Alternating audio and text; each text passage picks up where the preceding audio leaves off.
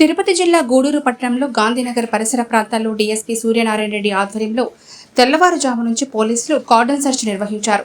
ఈ సమయంలో సరైన ధృవీకరణ పత్రాలు లేని 35 ద్విచక్ర వాహనాలను 5 ఆటోలను స్వాధీనం చేసుకున్నారు.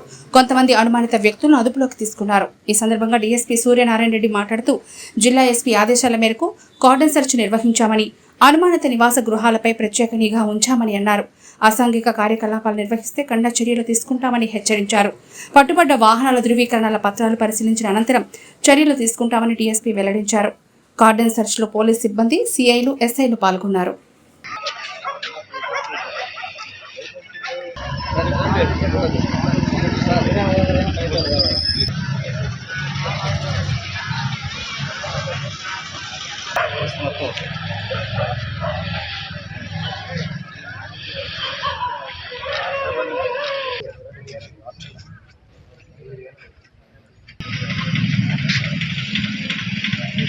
టౌన్ ఏరియాలో కార్డన్ సెర్చ్ చేయడం జరిగింది.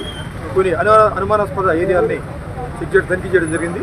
దాంట్లో సుమారుగా మా వాళ్ళు ఒక 70 మెంబర్స్ మెన్ ఆఫీసర్స్ మొత్తం రూరల్ సిఐ గారు అండ్ టౌన్ సిఐ గారు ఏరియా కాబట్టి టౌన్ సిఐ గారు and town SI and rural ఎస్ఐలు, చెల్లకూరు ఎస్ఐ గారు అందరూ కూడా పార్టిసిపేట్ చేయడం జరిగింది.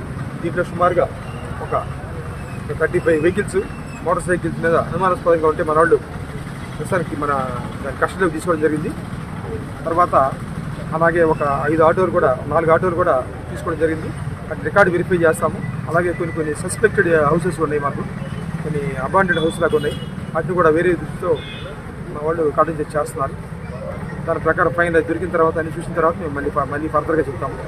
ఈ ఆదేశాల ప్రకారం ఏదైనా సోషల్ సంఘవిధి ఏమైనా జరుగుతున్నాయేమో, వ్యతిరేక పనులు జరుగుతున్న ఉద్దేశంతో పరిశీలించడానికి మనం ఈరోజు కార్డన్ సెర్చ్ నిర్వహించడం జరిగింది.